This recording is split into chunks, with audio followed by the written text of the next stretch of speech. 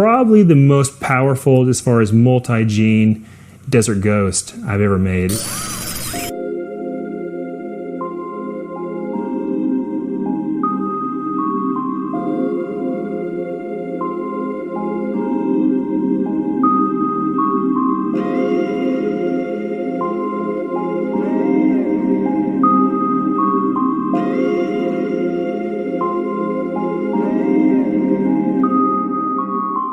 Hey guys, welcome back to Friday's vlog, and we have a really cool ball python vlog for you this week. We're gonna look at some really incredible desert ghost pies, which is a project that's super close to my heart. It's something I'm working on very hard for the 2021 season, but we just hatched a really cool new combo, and we're gonna talk a little bit about what that does and how those work, and then we're gonna kind of move into a really interesting discussion on white snakes, especially snakes that they could potentially be packing a lot of power under the surface, kind of genetically. So we're going to look at some of the snakes we've hatched like that and talk about how we can leverage not knowing what's in a snake into finding out and making sure we can get great value in our breeding projects. So it'll be a very, very interesting discussion. And then at the end, we're going to talk about how we can actually take those white snakes and add pattern to them even though they're still supers. So a lot to cover, let's jump into it. All right guys, so this week we really wanted to show you a really incredible desert ghost pie that we made. And this is from a Posset girl. I like my Posset girls because back when I made this girl, nobody had really done much DG pie stuff. And it's like, I just got to keep her because the potential. And here we are 4 years later and have an incredible animal out of her. So this is a pinstripe yellow belly desert ghost pied. Now pinstripe is one of the two genes that I know actually adds pattern to pies, the other one being Enchi. So Enchi and pinstripe will actually make sure you have a lot of really good saddles, a lot of good pattern, and then the yellow belly just actually takes and really pixelates the saddles, makes it brighter. But look how clean that is. There is no orange dream in this animal. Nothing that's going to really boost that orange, except for the yellow bit does a little bit, but then the desert ghost cleans it up like incredibly nice. And a good example of kind of understanding what the desert ghost does is to look at a regular desert ghost pie. This is a little girl that I made earlier in the season. She is absolutely really, really cool because look at all these faces on her. She has like 1, 2, and then a really, really good one right there. Kind of cool to get both that face and then a vertical smiley on there as well. So look how light this is though compared to a regular pie. There's no other codom genes in this that would be lightening it up. So desert ghost in general just gives everything like a nice fuzzy, smooth. I say fuzzy, but it is high definition at the same time. It makes it look smooth, I think you say. It looks soft and almost like a velvet to it that comes from the desert ghost in it. It's a really awesome addition to the pie. I'm really, really excited. Actually, talking about this clutch, talking about this awesome new baby, it kind of leads me into another idea I thought for this video. And because we had two siblings to this animal that are very interesting. They are actually ivories that came out of this clutch that could be visual desert ghost pies, or they could be hets. We don't know yet. All right, so this is the entire clutch that came, the siblings and everything. Okay, so of course we have our visual here. But here we have an Enchi pinstripe pied. You see how reduced pattern it is because you have two genes in here that are both adding pattern to the snake, both the Enchi and the pinstripe. So that was kind of a cool double whammy. You have a snake here that basically has almost no white on it. Of course, the belly is always going to be white because of pied, but really, really cool. And she would be 66% het desert ghost. Then you have this one, which is an ivory pied. Absolutely incredible, and it's very, very, very patterned, as you can see here as well. I don't know exactly what this is. You see it doesn't even have hardly any patterning in the head and everything. Is it Enchi? Is it Enchi and pin? Really hard to say, but I would say it's very likely one of those two. Obviously, it's a super yellow belly or an ivory, and it's a pied. Now, there is a 33% chance that it's visual desert ghost as well. Just by the odds, not based on anything visual. And it's really light, so maybe it has a great shot. Very, very, very interesting. Now this one has very little pattern, but it has an even less head pattern too, and it's lighter. So I'd almost want to say, if one of them was a desert ghost, it would be this one, just because all that yellow is even more pale on this snake, which leads me to think it'd be more of a desert ghost feature to have the saddles be more pale yellow.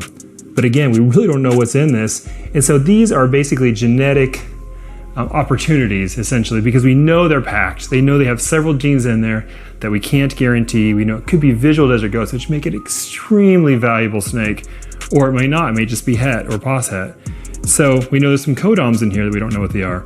So just want to talk a little bit about that. A lot of times I'll keep these snakes, especially as girls, because there's so much value in just finding out what they are. And even if they don't prove out to be everything you wanted, they're likely hiding a few things. And they also have an opportunity for you guys as a buyer. If you see an ivory on my site or someone else's that could potentially be holding a lot of other stuff, it's an opportunity because I can't charge big time prices for an animal like this because I can't guarantee what's in it. But the odds are that it's better than I could possibly charge for, so they're really good value if you want to gamble a little bit and to potentially get something really, really, really impressive, really, really special, very pretty snake still, but you'll be getting it on a budget. So I don't know, I might just end up trying to prove out at least one of these, especially this one with so much pattern, it's so beautiful. That one though, it's hard to choose. If they're girls, I tend to keep them. All right, so this is the same principle, different combo. Here we have a super ivory and then a crazy desert ghost combo that came out next to it. So let's check these out. This one I just showed on my Instagram. It's probably the most powerful as far as multi-gene desert ghost I've ever made. This is Orange Dream, Yellow Belly, Fire, Leopard, Spot Nose, Desert Ghost. Yeah, that's 5 codoms and a recessive. And look how clean it is. It is like black and yellow. Well, black and light orange, I guess. Such clean lines, and that's what Desert Ghost brings to the table. Now, we did have Fire on both sides of the pairing, so this was the only visual Desert Ghost in the clutch, unless this is also visual. So what we have here is a Super Fire, and you see how much crazy pattern it has.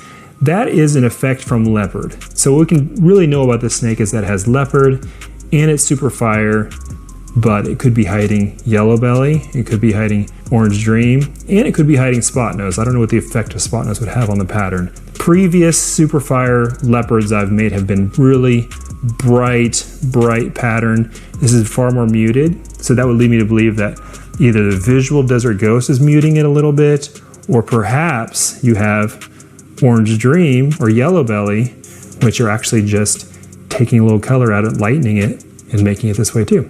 So Super Fire, Leopard, Pos OD, Pos Yellow Belly, Pos Spot Nose, possible Desert Ghost, and if it's not Desert Ghost, it's a het.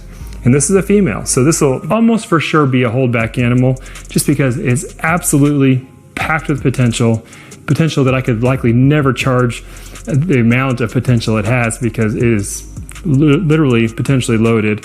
I'd rather just find out in a few years. We'll breed it, we'll find out exactly what it is, and then maybe down the road, it might become available once we know exactly what it is, we can sell it for exactly what it is. So just some different strategies when you're dealing with white snakes, how to handle them, how to deal with the potential they have, both on the sale side and the holdback side. So one of the most powerful ivories that I've kept back from this past year is actually a potential triple super. It has a super inchy head stamp, and it could also be super OD. So we're looking at a super yellow belly, super inchy, and Pos super OD, and it is 100% het pied. So it'd be amazing to just kind of take this snake and know when you breed it, you're going to get 100% of those 3 genes, of course, if it proves out. But what a powerhouse to try to use down the road and find out what it is, then have an absolute incredible, powerful breeder for the future. So here's another ivory, but in this case, we're actually leveraging the power of Leopard in it because Leopard just fills ivories full of pattern. And it's really, really amazing the effect it has. This is something that was actually first discovered, I think it was in Malaysia, the very first Silky Way, which was the ivory leopard was made. And I saw that about a month later, I hatched my first clutch of leopard ivory combos, and they were absolutely wicked and insane. And ever since then, we've been able to use that knowledge to kind of leverage some of these animals. So this one is Enchi OD Leopard Ivory Clown. Yeah, see the clown, we saw the black back, but normally on an ivory clown, you'd have almost no pattern at all. But then you bring in a pattern in the purple with the ivory. The Enchi accentuates the pattern and the purple and makes it even more extreme. And then OD, of course, gives it the more orange look.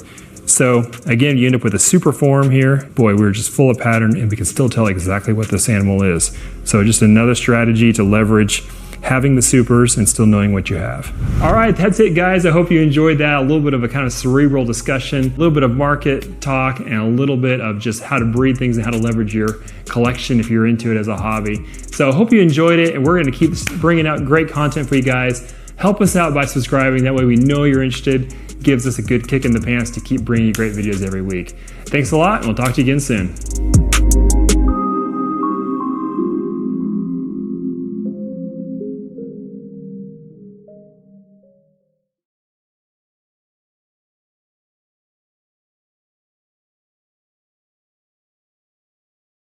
All right, welcome to a new YouTube video.